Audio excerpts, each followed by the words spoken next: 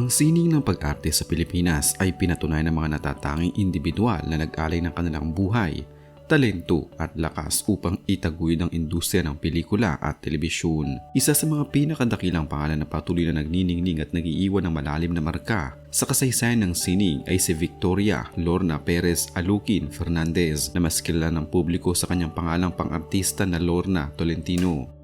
Sa loob ng mahigit 5 dekada, ipinamalas niya ang isang uri ng kahusayan na bihirang mapantayan ng sinumang aktor sa bansa na nagtira sa kanya sa tugatog ng tagumpay bilang isa sa mga tinuturing na haligi ng industriya. Ang kanyang kwento ay hindi lamang umiikot sa sining ng mga kamera, kundi isang masalimuot, makulay at totoong paglalakbay ng isang babaeng hinarap ang pagsubok sa personal na buhay, kalusugan at mga kontrobersiya. Ang kanyang kwento ay nagsimula sa lalawigan ng Tarlac kung saan siya ipinanganak noong ika-23 ng Disyembre 1961 sa bayan ng Concepcion. Si Lorna Tolentino ay pinsang buo ng mga kilalang personalidad na sina Ame Perez at Shasha Padilla at pamangkin naman ng batikang aktor na si Jerry Pons. Noong siya'y bata pa, ang kanilang pamilya ay lumipat mula sa Tarlac patungo sa Maynila kung saan nagkaroon siya ng pagkakataon na makapasok sa paaralan at kalaunan sa mundo ng pag-arte. Tinapos niya ang kanyang edukasyon sa elementary at mataas na paaralan sa St. Anthony School. Kumuha siya ng kursong Bachelor of Arts at nag-aral sa iba't ibang prestiyosong universidad kabilang ang St. Paul College sa lungsod ng Quezon. Ang kanyang akademikong background ay nagpapakita na sa kabila ng maagang pagpasok sa industriya, binigyang halaga pa rin ng kanyang pamilya ang formal na edukasyon.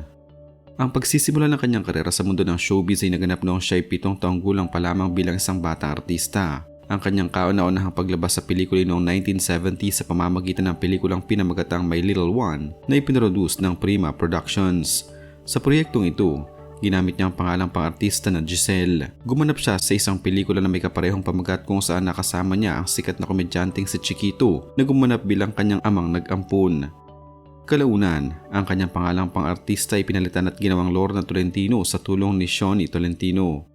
Si Shoni Tolentino ang individual na nagbukas ng pinto para sa kanya upang makapasok sa FPJ Productions, ang kumpanya ng pelikula na pagmamay-ari ng hari ng pelikulang Pilipino na si Fernando Poe Jr.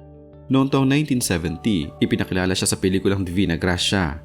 Sa kanyang pagdadalaga, muli siyang inilunsad bilang isang ganap na adult actress ng Seven Stars Productions noong taong 1978 sa pamamagitan ng pelikulang Miss Dulce Amor na isang sikat na nobela mula sa Liwayway Magazine.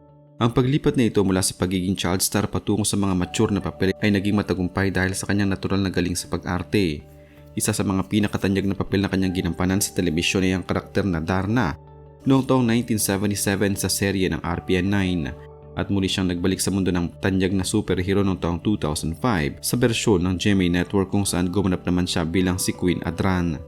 Sa usaping pag-ibig at personal na buhay, si Lorna Tolentino ay kinasal sa itinuturing na action king ng pelikulang Pilipino na si Rudy Fernandez. Ang kanilang pag-iisang dibdib ay naganap noong taong 1983 at ang kanilang pagsasama ay naging isa sa mga pinakahinahangaan sa industriya dahil sa kanilang katapatan sa isa't isa. Biniyayaan ang kanilang kasal ng 2 anak na lalaki, sina Rafael Fernandez at Renz Fernandez, na kapwa sumubok din sa mundo ng sining at pag-arte. Bukod sa kanyang mga biyolohikal na anak, si Lorna Tolentino ay naging mabuting ina rin sa kanyang stepson na si Mark Anthony Fernandez na anak ni Rudy Fernandez sa dating aktres na si Alma Moreno. Ang kanilang pamilya ay hinarap ang isang matinding pagsubok noong taong 2007 nang masuri si Rudy Fernandez na mayroong periampulary cancer. Sa panahong ito, ipinamalas ng aktres ang kanyang walang sawang suporta at pag-aalaga sa kanyang asawa. Sinamahan niya ito sa Tokyo, Japan upang sumailalim sa mga medikal na paggamot at patuloy na tumayo sa kanyang tabi hanggang sa huling sandali. Pumanaw si Rudy Fernandez noong ika-7 ng Hunyo 2008, isang pangyayari na nag-iwan ng malalim na kalungkutan sa buhay ng aktres, ngunit hinarap niya ito ng may dignidad at katatagan para sa kanilang anak. Ang kalusugan ni Lorna Tolentino ay sumailalim din sa iba't ibang hamon. Noong mga nakaraang panahon, nakaranas siya ng malubhang sakit sa likod o back pain na nagpabagal sa kanyang pagkilos at nagdulot ng pamamanhid sa kanyang mga binti at paa.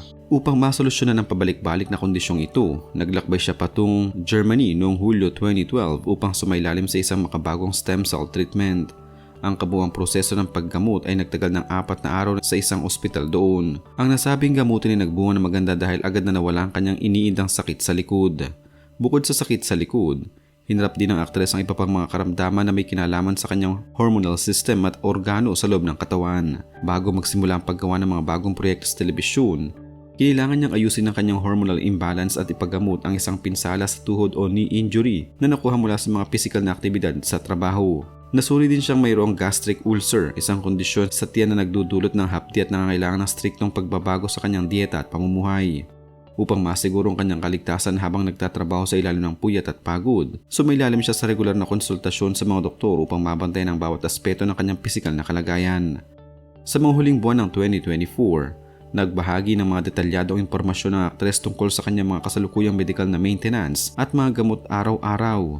Siya ay kasalukuyang nasa kondisyon ng pagiging pre-diabetic, kung saan ang antas ng asukal sa kanyang dugo ay mataas ngunit hindi pa lubos na umaabot sa antas ng malalang diabetes. Dahil dito, binigyan siya ng kanyang mga doktor ng kaukulang gamot upang mapigilan ang paglala ng sakit. Meron din siyang hypothyroidism, isang kondisyon kung saan ang kanyang thyroid gland ay hindi naglalabas ng sapat na thyroid hormone na kailangan para sa maayos na metabolismo ng katawan.